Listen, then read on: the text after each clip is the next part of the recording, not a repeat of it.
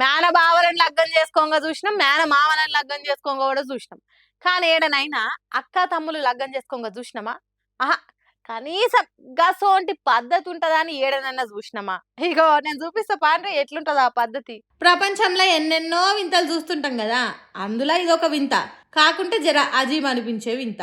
అక్క తమ్మునికి రాఖీలు కట్టుడు ఆచారం, కానీ తమ్ముడు అక్కకు తాళి కట్టి లగ్గం చేసుకున్నాడు ఎక్కడ ఆచారమో నెత్తికెక్కలేదులే. ఇగో ఈ జంట ఒకప్పుడు అక్క తమ్ముళ్ళు, ఇప్పుడు భార్య భర్తలు అయ్యిర్రు. కర్ణాటకలో అయ్యింది వింత. బెంగళూరు దేవానహల్లిలుండే ఈ శశికళ హోసకోటలుండే పెద్దమ్మ కొడుకు ప్రవీణ్ తోని 3 ఏళ్ల సంధి ప్రేమలు ఉన్నదట. ఈ ముచ్చట ఇంట్లో ఎవరో తెలియటుల్లో. అయితే శశికళకు వేరే సంబంధం చూసేటాలకు మెల్లగా ఇంట్లోకెళ్ళి జారుకొని లేచిపోయి లగ్గం చేసుకుందట.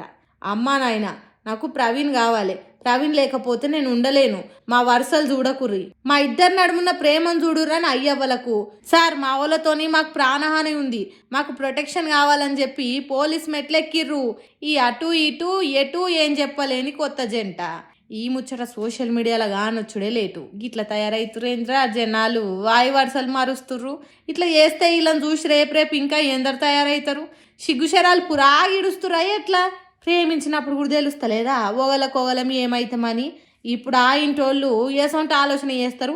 కొడుకుని అల్లుని లెక్క, బిడ్డని కోడలు లెక్క ఇద్దరు ఇళ్ళల్లో ఎట్లా ఒప్పుకుంటారు? ఏందో ఏమో పోన్రి, జనాలు పురా గిట్లా తయారై పాడైతుండ్రు. ఎవరిని ప్రేమించాలి, ఎవరిని లగ్గం చేసుకోవాలని మరుస్తురా ఎట్లా? చదువుకోక ముందు కాకరకాయ, చదువుకున్నాక కీకరకాయ అన్నట్టుంది ఈ పరిస్థితి.